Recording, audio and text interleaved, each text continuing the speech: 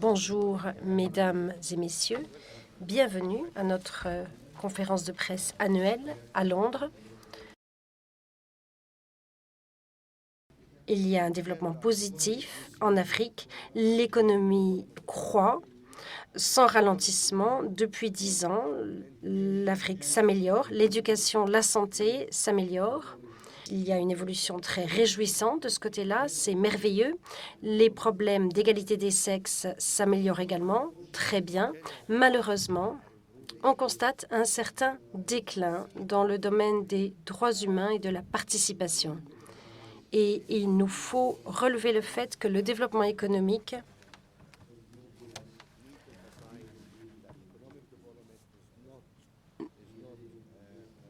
n'est pas suffisant pour nous dire que tout va bien par rapport donc aux problèmes des droits humains notamment. Il faut que le développement soit équilibré et non déséquilibré.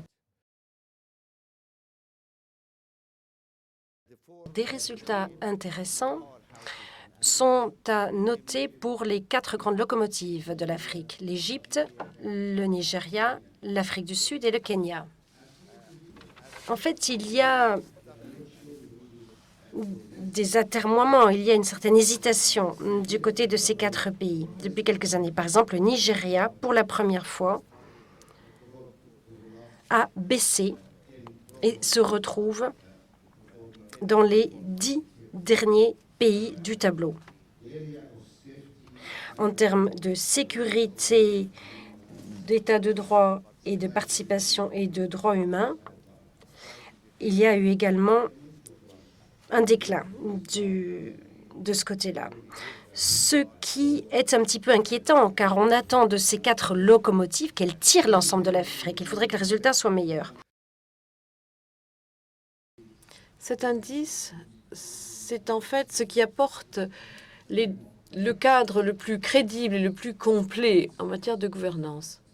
Mais ce n'est pas son objectif. Bien sûr, on veut avoir un cliché, mais l'idée, c'est d'avoir comment utiliser cela pour influer sur les politiques. C'est assez encourageant de voir qu'il y a une amélioration très nette dans ces rapports hommes-femmes, sauf en Afrique occidentale, où là, en fait, c'est là où les notes sont les pires. Donc, ces pays d'Afrique de l'Ouest doivent considérer leur situation. Le progrès des femmes, des jeunes filles, c'est un très bon indice d'un progrès économique et social, c'est certain. Que l'intégration économique de l'Afrique est urgente, extrêmement urgente. C'est une condition sine qua non et urgente. Nous ne pouvons prospérer dans le cadre de petites économies isolées. C'est un grand monde cruel dans lequel nous vivons. L'économie allemande à elle seule représente 2,5 fois l'économie de l'ensemble du continent africain. 2,5 fois l'économie de l'ensemble du continent africain. Et l'Allemagne a encore besoin de l'Union européenne pour pouvoir renforcer son pouvoir dans les négociations, etc. Alors, quid de nous?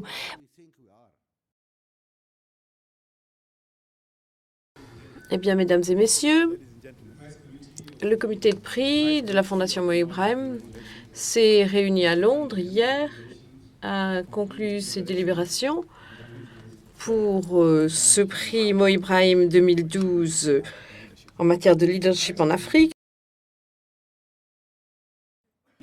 Le comité du prix a étudié différentes candidatures, mais aucune ne satisfaisait les critères définis. Mesdames et messieurs, ce dont il s'agit, c'est tout de même d'excellence en matière de leadership. Ces 6 dernières années, 3 lauréats de renom ont été élus, qui restent une inspiration, qui restent un exemple, et nous espérons qu'ils feront des émules. Si on a dit on va attribuer un prix pour un leader exceptionnel, eh bien, il faut s'en tenir à nos engagements.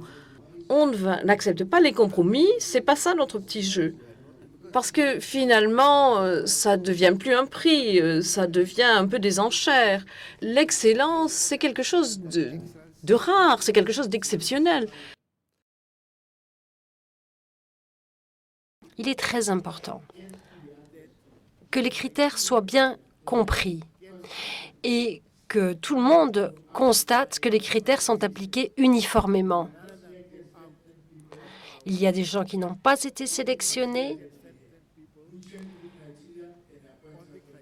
Il ne faut pas que nous donnions le sentiment, que nous montrions que pour certaines personnes, les critères n'ont pas été retenus de la même façon.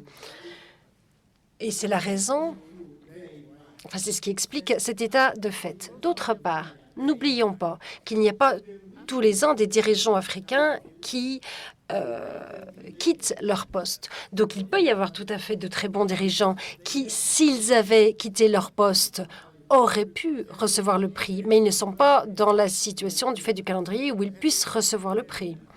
Donc, le fait qu'il n'y ait pas de lauréats sélectionnés cette année ne veut pas dire du tout qu'il n'y a pas de bons dirigeants en Afrique. Ce n'est pas le cas. On constate un déficit de dirigeants qui manifestent un véritable leadership. On le constate. Alors, nous célébrons l'excellence, mais en même temps, nous voulons également indiquer que nous devons redoubler nos efforts pour encourager l'excellence et le leadership. Voilà, donc je crois que c'est le contexte dans lequel s'inscrit cette situation. Tout le monde le connaît, ce contexte. Il ne s'agit pas du tout de dire que l'Afrique échoue, pas du tout.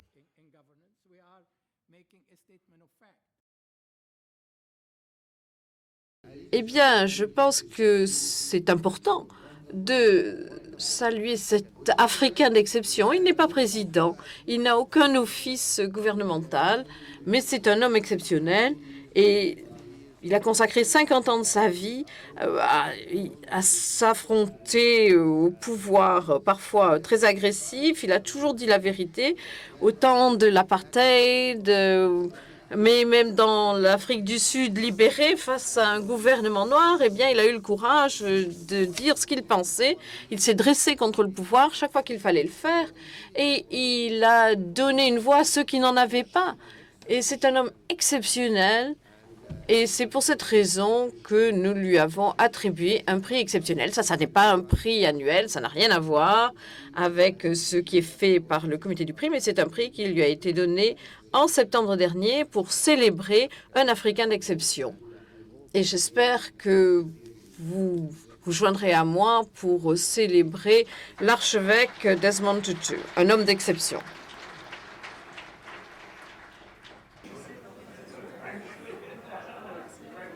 Cette année, l'indice 2012 confirme dans le fond la tendance générale à l'amélioration de la gouvernance qu'on a pu constater maintenant depuis près de 10 ans sur le continent africain, avec bien sûr des différences selon les régions et une évolution un peu préoccupante qui est l'apparition de faiblesses dans un certain nombre des grandes puissances du continent, en particulier l'Égypte, l'Afrique du Sud, le Nigeria et le Kenya.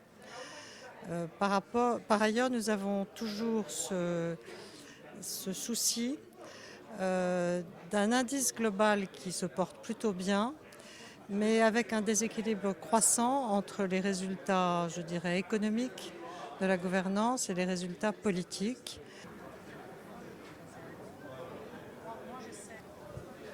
Essentiellement, ce que nous souhaitons, c'est qu'il soit utilisé comme un instrument de gouvernance. C'est incontestablement un indice qui doit permettre aux observateurs, à la société civile, aux partenaires d'évaluer le niveau de gouvernance dans les différents États, mais c'est aussi un outil, un instrument qui doit permettre aux gouvernements eux-mêmes d'évaluer leur propre niveau de gouvernance et dans le fond de comprendre ce que leurs concitoyens attendent d'eux et les catégories, les secteurs dans lesquels il faudrait qu'ils améliorent leurs résultats, au vu à la fois de l'évolution dans le temps de leurs propres résultats et de la capacité de leurs voisins ou de leurs homologues d'avoir mieux réussi qu'eux.